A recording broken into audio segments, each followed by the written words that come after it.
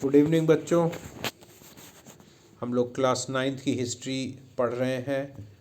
Chapter number 4, forest society and colonialism. बच्चों, अभी तक मैंने इस चैप्टर के 8 वीडियोस अपलोड किए हैं आप लोगों के लिए। बच्चों, ये 9th वीडियो हम लोग पढ़ेंगे, देखेंगे, इसमें समझेंगे। हेडिंग आपको आपकी स्क्रीन पे दिखाई दे रही होगी। हेडिंग नंबर 4, फॉरेस्ट ट्रांसफॉर्मेशंस इन जावा। बच्चों समझेंगे, जावा साउथ ईस्ट एशिया में एक देश है, इंडोनेशिया। जो इंडोनेशिया आइलैंड ग्रुप है, उसी में जावा एक आइलैंड है, और उसके बारे में वहाँ पर किस तरीके से फॉरेस्ट ट्रांसफॉर्मेशन हुआ और वहाँ पे कौन सी कॉलोनियल पावर ने ये इम्प्लीमेंट किया, इन सब के बारे में हम लोग पढ़ेंगे लाइन बाय लाइन। बच्चों, अब हम लोग इसको समझते हैं, ठीक है। Java is now famous as a rice producing island in Indonesia. Java एक मुख्य चावल उत्पादक क्षेत्र है, द्वीप है इंडोनेशिया का। But once upon a time it was covered mostly with forest. लेकिन एक समय था जब जावा आइलैंड का अधिकतर हिस्सा घने जंगलों से घिरा हुआ था। The colonial power in Indonesia were the Dutch, and as we will see, there were many similarities in the laws for forest control in Indonesia and India. बच्चों, जिस तरह से हमारे देश में जो कॉलोनियल पावर थी वो थी ब्रिटिश गवर्नमेंट, यानी ब्रिटेन ने हमारे देश पे कब्जा कर रखा था 1947 से पहले। उसी तरह से बच्चों जावा आइलैंड पे डच लोगों का अधिकार था। डच लोग जो हैं, डच कम्युनिटी जो है यूरोप में बच्चों एक देश है जिसका नाम है हॉलैंड। बच्चों, हॉलैंड को एक दूसरे नाम से भी जाना जाता है, नीदरलैंड्स। नीदरलैंड्स को ही हॉलैंड भी बोलते हैं, और वहाँ के जो लोग हैं उनको डच कहा जाता है। जैसे हम लोग इंग्लैंड के लोगों को इंग्लिश पीपल बोलते हैं, ठीक है, रूस के लोगों को रशियन बोलते हैं, उसी तरह से नीदरलैंड्स के लोगों को डच बोलते हैं, डच पीपल, है ना, क्योंकि वो डच लैंग्वेज का इस्तेमाल करते हैं। तो नीदरलैंड्स यानी हॉलैंड का कब्जा था जावा आइलैंड पे। और एक चीज़ और हम देखते हैं कि इंडोनेशिया में जो वनों से संबंधित कानून बनाए गए कॉलोनियल पावर के द्वारा, औपनिवेशिक शक्ति के द्वारा, वो काफ़ी कुछ भारतीय वन कानूनों से मिलते जुलते हैं, ठीक है। Java in Indonesia is where the Dutch started forest management. Dutch लोगों ने इंडोनेशिया में जावा में अपने फॉरेस्ट मैनेजमेंट को, या अपने जो फॉरेस्ट मैनेजमेंट से रिलेटेड रूल्स हैं उनको इम्प्लीमेंट किया, उनको लागू किया, उसकी शुरुआत की। Like the British, they wanted timber from Java to build ships. अंग्रेज़ों की तरह डच लोगों को भी जहाज निर्माण के लिए, पानी के जहाज के निर्माण के लिए अच्छे क्वालिटी की, अच्छे किस्म की लकड़ी की आवश्यकता थी, इसलिए उन्होंने जावा से ये लकड़ी लेनी शुरू की। In 1600, the population of Java was an estimated 3.4 million. There were many villages in the fertile plains, but there were also many communities living in the mountains and practicing shifting cultivation. 1600 ईस्वी में जावा की जो जनसंख्या थी वो लगभग 3.4 million थी।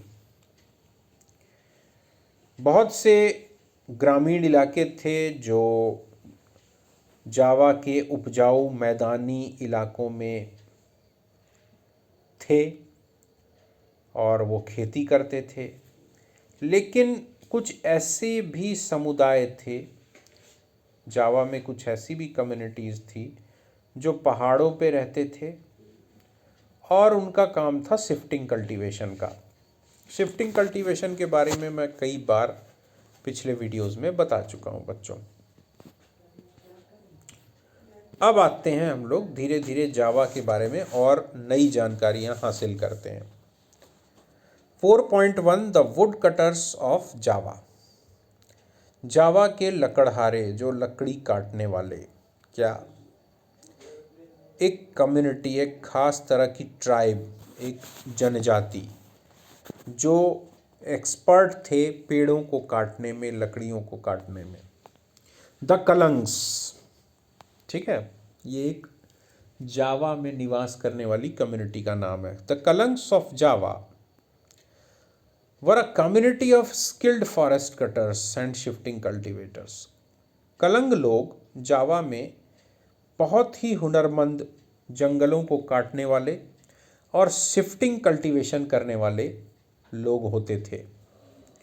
They were so valuable that in 1755, when the Mataram kingdom of Java split, the 6,000 Kalang families were equally divided between the two kingdoms. बच्चों, बड़ी मज़ेदार बात है, ये कलंग जाति के लोग इतने ज़्यादा कीमती थे, इतने मूल्यवान थे ये, कि जब 1755 में 1755 में माताराम किंगडम दो भागों में बटा, है ना, जावा में राज करने वाला जो राजघराना था, बंटवारा हुआ होगा भाई। जैसे अब राजा रहे होंगे, उनके दो बेटे रहे होंगे, तो दो राजकुमार हैं, दोनों को आधा आधा राज्य दिया गया होगा। तो उस बंटवारे में, जावा के उस राज्य के बंटवारे में, जब ये देखा गया कि जो कुल जावा में 6,000 कलंग परिवार रहते थे, तो उनको इक्वली यानी बराबर बराबर दोनों किंगडम में बांटा गया, दोनों भागों में। यानी 3,000 परिवार जो है वो एक हिस्से में रहेंगे, 3,000 मतलब एक हिस्से में, एक दो भी इधर उधर नहीं। कहने का मतलब वो कितने उपयोगी थे उस राज्य के लिए, उस समुदाय के लोग, है ना। Without their expertise it would have been difficult to harvest teak and for the kings to build their palaces. इन कलंग लोगों के हुनर के बिना, इनकी विशेषज्ञता के बिना ये बहुत ज़्यादा मुश्किल और कठिन था कि घने जंगलों से टीक पेड़ को काटना, उसकी लकड़ी को काट करके बाहर निकालना, ठीक है, और राजा के लिए उन लकड़ियों का उपयोग करके महल का निर्माण करवाना ये काफ़ी मुश्किल था इन कलंग लोगों के बिना, इनकी विशेषज्ञता, इनके हुनर के बिना। यानी ये कितने काम के लोग हुआ करते थे। When the Dutch began to gain control over the forest in the 18th century, they tried to make the Kalangs work under them. और जब डच लोगों ने जंगलों पर, जावा के जंगलों पर अपना अधिकार करना शुरू कर दिया 18वीं शताब्दी में, उन्होंने अपनी पूरी ताकत, अपनी पूरी कोशिश लगा दी कि कलंग लोगों को वो अपने तरीके से काम करवा सकें, अपने अंडर में ले लें। In 1770, the Kalangs resisted by attacking a Dutch fort at Joina, but the uprising was suppressed. इसके विरोध में 1770 में कलंग लोगों ने अपना विरोध करते हुए एक डच किले पर आक्रमण किया जो कि जोयना में था, लेकिन इस विद्रोह को डच लोगों ने कुचल दिया, दबा दिया। नेक्स्ट है बच्चों 4.2 Dutch scientific forestry. Scientific forestry के बारे में हम लोग पिछले वीडियोस में डिस्कस कर चुके हैं कि किस तरह से इंडिया में अंग्रेज़ों ने वैज्ञानिक वानिकी यानी जो प्राकृतिक वन होते हैं, नेचुरल फॉरेस्ट होते हैं, उनको काट करके किसी खास स्पीसीज के, किसी खास प्रजाति के पेड़ को लगाना, कतार में लगाना, रोज में लगाना उपयोगी है ना, जो कि कॉलोनियल पावर के लिए, उस ताकतवर देश के लिए जो एक कच्चे माल के तौर पे काम करे, सिर्फ उसी पेड़ को लगाना और बाकी जो नेचुरल डाइवर्सिटी होती है उसको ख़त्म कर देना, यानी पूरे जंगल को काट के साफ कर देना और एक ख़ास किस्म के पेड़ खाली लगाना। उसको ये लोग क्या बोला करते थे? Scientific forestry. हालांकि ये साइंटिफिक फॉरेस्ट्री नहीं होती, ये तो बर्बादी वाली फॉरेस्ट्री होती है। आप जो नेचुरल डाइवर्सिटी होती है आप उसको समाप्त कर रहे हो, है ना। वो नेचुरल डाइवर्सिटी से रिलेटेड बहुत सारे और भी जो इकोलॉजी के कंपोनेंट्स होते हैं, वाइल्ड एनिमल्स की स्पीसीज़ होती हैं, प्लांट्स की स्पीसीज़ होती हैं, बर्ड्स की स्पीसीज़ होती हैं, और वो डिफरेंट प्लांट्स पे डिपेंड करती हैं। आप उन सब को काट दे रहे हो, किसी एक स्पीसीज़ को खाली बढ़ावा दे रहे हो, तो बाकी जो है वो कैसे सरवाइव करेंगे? यानी जो वहाँ का पूरा इकोलॉजी है, इकोलॉजिकल सिस्टम है, वो पूरा क्या हो जाएगा? डैमेज हो जाएगा। तो how can you say that it was a scientific forestry, it was an act of scientific forestry? No no, never, कभी नहीं हो सकता। ठीक है, पर वो लोग कहा करते थे scientific forestry. In the 19th century, when it became important to control territory and not just people, the Dutch enacted forest laws in Java, restricting villagers' access to forest. 19वीं शताब्दी में जब ये महत्वपूर्ण हो गया कि अपने इलाके पर यदि कंट्रोल, नियंत्रण करना है, सिर्फ लोगों पर ही नहीं, ठीक है, जंगलों पर, वहाँ के रिसोर्सेज पर भी अगर वो करना है, आपको नियंत्रण करना है, कंट्रोल करना है, तो इसके लिए डच लोगों ने भी वन कानून, जंगलों से रिलेटेड कुछ कानून बनाए जावा के लिए। और इन कानूनों के तहत जो ग्रामीण थे आसपास के, उनको प्रतिबंधित कर दिया गया कि आप जंगलों में जाएंगे नहीं, जैसा कि भारत में अंग्रेजों ने किया था।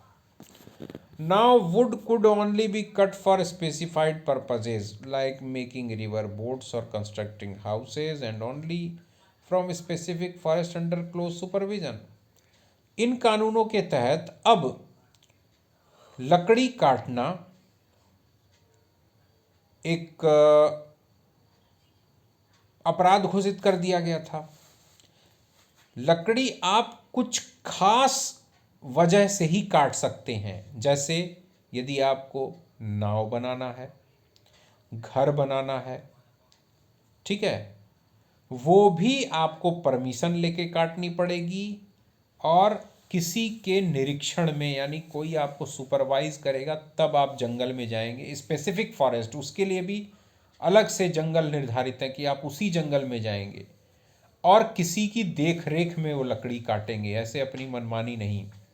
Villagers were punished for grazing cattle in young stands, transporting wood without a permit or travelling on forest road with horse carts or cattle. ग्रामीणों को सजा दी जाने लगी। किस लिए? Grazing cattle in young stand, यानी जहाँ अभी छोटे छोटे पौधे हैं, पेड़ों के छोटे छोटे पौधे हैं, वहाँ अगर आप पशुओं को चरा रहे हैं तो आपको सज़ा मतलब उनको सज़ा दी जाती थी। यदि आप बिना परमिशन के लकड़ी एक जगह से दूसरे जगह ट्रांसपोर्ट कर रहे हैं, ले जा रहे हैं, ला रहे हैं, तो भी आप उन लोगों को सज़ा मिलती थी। या फिर जंगलों के बीच से जो रास्ता हुआ करता था उस पर अगर आप घोड़ा गाड़ी या किसी अपने पशु वगैरह को लेकर अगर आप यात्रा कर रहे हैं तो भी उन लोगों को सज़ा दी जाती थी इन कानूनों के तहत। As in India the need to manage forest for ship building and railways led to the introduction of a forest service, है ना। इंडिया में तुम लोगों ने देखा कि किस तरह से ब्रिटिश गवर्नमेंट ने फॉरेस्ट प्रोडक्ट से रिलेटेड चीज़ों को अपने नियंत्रण में लेने के लिए या फॉरेस्ट को अपने नियंत्रण में लेने के लिए, है ना, फॉरेस्ट सर्विस की शुरुआत की। वन सेवा, भारतीय वन सेवा, यानी अधिकारी कर्मचारियों की नियुक्ति करने के लिए एक उसने एक पूरा प्रशासनिक जो इंफ्रास्ट्रक्चर होता है, एडमिनिस्ट्रेटिव इंफ्रास्ट्रक्चर, प्रशासनिक ढांचा ही तैयार कर दिया। भारतीय वन, जैसे सिविल सर्विसेज होता है ना, IAS IPS, collector, SP, DM, SDM, उसी तरह से फॉरेस्ट सर्विस, है ना, उसमें जो वो होते हैं rangers, forest rangers, forest guards, है ना, ये शुरू कर दिया अंग्रेज़ों ने भारत में। In 1882, 280,000 sleepers were exported from Java alone. 1882 में 1882 में दो, है ना, 2,80,000 स्लीपर बताया था मैंने पिछले वीडियो में। स्लीपर बच्चों जो रेलवे ट्रैक, रेल की पटरी जिनके ऊपर बिछाई जाती थी, है ना। आजकल तो तुम देखते हो कि रेलवे की पटरी जो है वो सीमेंट के पिलर्स जैसे होते हैं, बार जैसे होते हैं सीमेंट कंक्रीट के। लेकिन पहले क्या होता था कि पहले अच्छी क्वालिटी की जो मोटी मोटी लकड़ी होती थी उसके ऊपर रेल की पटरियां बिछाई जाती थी, उनको स्लीपर कहा जाता। तो इतना जो है जावा से, अकेले जावा से इतनी संख्या में स्लीपर जो है एक्सपोर्ट किए जाते थे, निर्यात किए जाते थे, बाहर भेजा जाता था। However, all this required labor to cut the trees, transport the logs and prepare the sleeper. और इन सब के लिए श्रम की, मानव श्रम की, मजदूरों की ज़रूरत, पेड़ों को काटना, फिर उन जो लकड़ी के बड़े बड़े लट्ठे हैं उनको एक जगह से दूसरी जगह ले जाना, फिर उनको चीर कर काट करके स्लीपर तैयार करना। The Dutch first imposed rents on land being cultivated in the forest and then exempted some villages from these rents if they worked collectively to provide free labor and buffaloes for cutting and transporting timber. शुरुआत में अंग्रेज़ों ने क्या किया कि जो जंगल के आसपास या जंगलों के बीच में जो खाली जगह होती थी, जो खेती करने योग्य ज़मीन होती थी, उस पर ग्रामीणों को बोला कि आप खेती करो लेकिन बदले में हमको रेंट दो, यानी किराया दो, ठीक है। लेकिन इसके बाद उन डच लोगों ने थोड़ा चालाकी से, थोड़ा दिमाग से काम किया। क्या उन्होंने ग्रामीणों को बोला कि चलो हम तुम्हारा किराया माफ़ करते हैं, खेती कर रहे हो तुम इन ज़मीनों पर, हम तुमसे किसी भी तरह का रेंट यानी किराया नहीं लेंगे, एग्जेम्प्टेड है ना, लेकिन उसके लिए शर्त है, आप हमारे लिए, आप अपनी खेती करिए, लेकिन जब हमें लेबर की ज़रूरत पड़ेगी, मज़दूर की ज़रूरत पड़ेगी, आपके पशुओं बफेलो वगैरह की ज़रूरत पड़ेगी पेड़ काटने के लिए, या कटे हुए जो लकड़ी का जो लट्ठा है उसको एक जगह से दूसरे जगह ले जाने में, तो आप हमको फ्री में सर्विस दोगे, है ना, हम पैसा नहीं देंगे उसका। This was known as the blandongdiensten system, है ना, इसको बोलो ये ब्लेंडोंग डेंस्टन सिस्टम कहते थे। Later instead of rent exemption forest villagers were given small wages but their right to cultivate forest land was restricted. बाद में रेंट एग्जेम्पशन की जगह जो जंगलों में रहने वाले जो ग्रामीण थे उनको कुछ मजदूरी भी दी जाती थी, ठीक है। लेकिन जो उनका अधिकार था फॉरेस्ट लैंड में कल्टीवेट करने का, खेती करने का, उस पर अभी भी प्रतिबंध लगा हुआ था। यानी डच गवर्नमेंट ने अभी भी उस पर प्रतिबंध लगा रखा था, ठीक है। रेंट एग्जम्पशन हटा दिया गया, यानी आपको किराया देना है, आप किराया दीजिए हमको ज़मीन का, लेकिन हम आपसे काम कराएंगे तो चलो बदले में तुमको थोड़ी मजदूरी भी दे देंगे। बच्चों आज का वीडियो यहीं तक।